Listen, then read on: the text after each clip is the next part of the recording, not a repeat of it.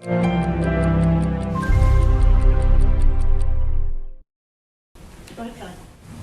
the president's frequent encouragement that people get vaccinated, where do things stand as far as the president deciding whether or not he will mandate that federal employees must be vaccinated or members of the military must be vaccinated, or would he work in conjunction with private sector employers who want to have those kinds of requirements for return to work? Well, I wouldn't anticipate that we would be putting requirements on private sector companies, and I would expect that we would allow the space for them to put those requirements in place themselves or decide what is best for their workforces.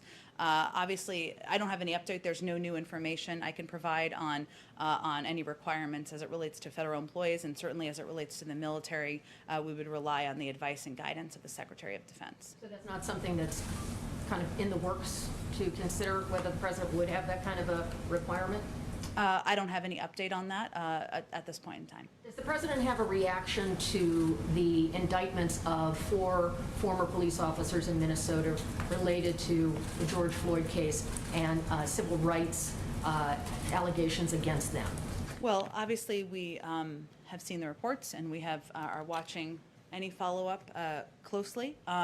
But we don't have any specific reaction to the legal actions that were announced today. I will say that, again, it's a reminder, as was the verdict in the Chauvin case just a few weeks ago, that there's still more that needs to be done. Well, that was a moment of justice, certainly, that it is just the beginning, and it's a reminder of the need to put police reform in place through our legislative process and put those reforms in place across the country. Thank you, Jen. Secretary Yellen said that the recovery would be bumpy and there would be different factors every month that contribute to it. What factors do you think led to what happened last month and the numbers dropping from an average of 500,000 to just over half of that? Well, as Secretary Yellen said, I like saying that since she was just here, you know, we look at monthly averages.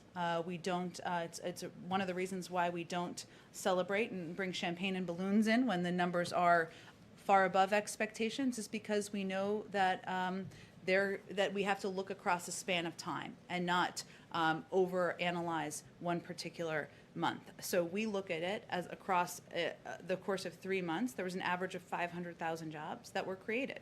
The prior administration created an average of 60,000 jobs per month. So that certainly is a positive trajectory.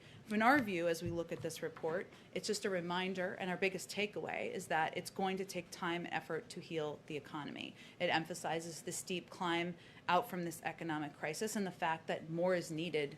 We need to do more because recovery for some, even when there are very high jobs numbers, is not recovery for all.